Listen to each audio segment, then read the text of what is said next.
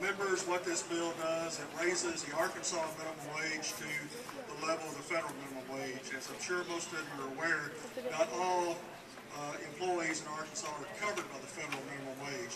There's a certain subset of employees that are not covered by the Arkansas minimum wage, and this bill is an attempt to raise them to that level. I'd also like to point out that during the Great Depression was the first time that the minimum wage bill was increased because it was considered a stimulus legislation, and so I think you can look at this in a small way as part of a stimulus bill. So I would appreciate the good vote. I will take a question from Representative Greenberg. Representative Greenberg, for what purpose? Just a couple questions. If You recognize? Thanks. Could I ask you a few questions about the economics of making it more expensive to each employer to offer a job to employees? And particularly, as a general matter, speaking generally, do you think that increasing the minimum wage makes it more expensive to the employers who are affected to offer each job? Well, logic may lead you to that assumption, Mr. Greenberg, but however, each time that the minimum wage bill has increased, there has not been a corresponding decrease in job losses.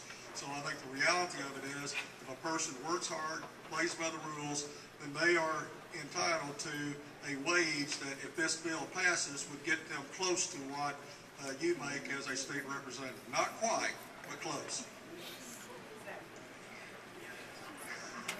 That's very clever. I hadn't realized they had all those expense accounts, though. Those are off the book, I think. Yes. I wonder, do you think it's probably fair to say that I want to ask you about your historical claim about the Great Depression. Do you think it's probably fair to say that the minimum wage affects some people more than others, and particularly it affects people who are maybe less educated, who have been sold short by our educational system a little harder than the average person? You think that's fair to say? I would say that is a portion of those people who qualify for the minimum wage, yes. Mm-hmm. I'd like to ask you particularly about a group that's hit really hard by minimum wage, and that's because you were talking about the Great Depression. Let me ask you a little bit about some historical data. Up until about 1950, black teenage unemployment was just the same, or in some cases it was even lower than white teenage unemployment, up until about 1950. Were you aware of that? Well, I am not aware of any minority organization that is opposed to an increase in the minimum wage, if that's where you were going with your question. Well, in 1950, when FLSA came in and the first affecting minimum wage came in, black teenage unemployment rose substantially over other groups. Were you aware of that? Well, the FLSA, I believe, started in the 1930s and not the 1950s. Right. Yes, and as I said, that's when we began to buy. Historical facts. Yeah. As a matter of historical fact, you didn't have those inflationary pressures during wartime up in the 1940s. In about 1950 is when it first began to bite. Was that in the form of a question, or? Yeah, during wartime.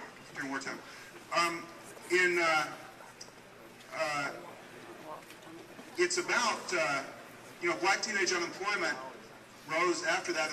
Black teenage unemployment is about double white teenage unemployment currently. Were you aware of that?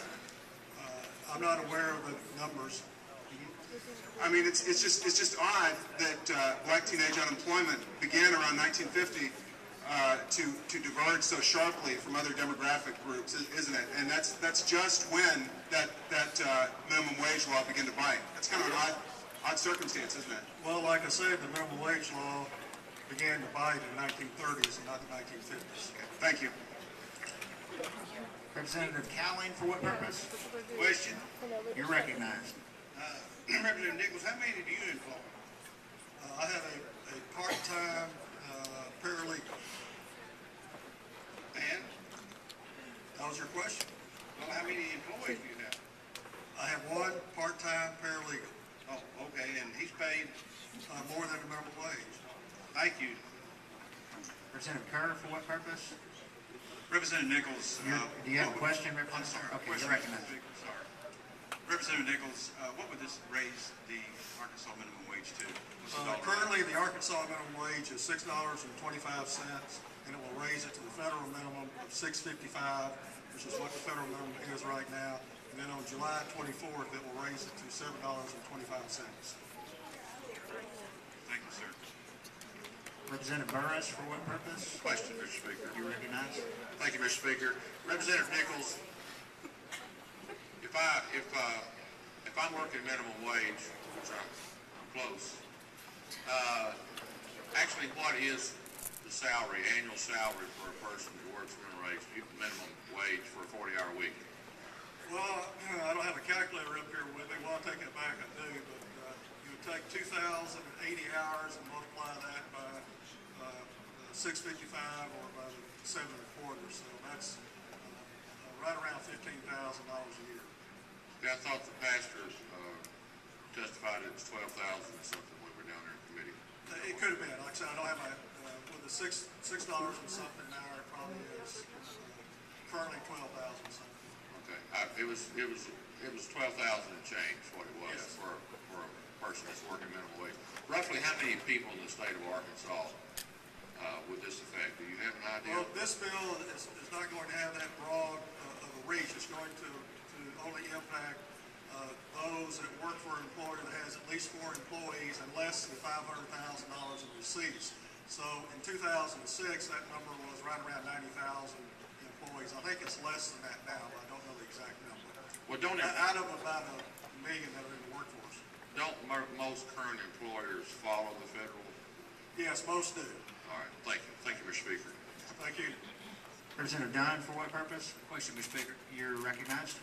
Mr. Nichols, does this affect any of our exempt employees that are not subject to the minimum wage? No, it does not. It does Okay, not so change stay the the same? definition of those that are covered. Okay, thank you. Appreciate you to do for the least of these. Thank you. Members, you've heard an explanation of the bill. Would anyone like to speak against the bill? For the bill? If not, the question before the House is the passage of House Bill 1464. Prepare the machine, Mr. Clerk.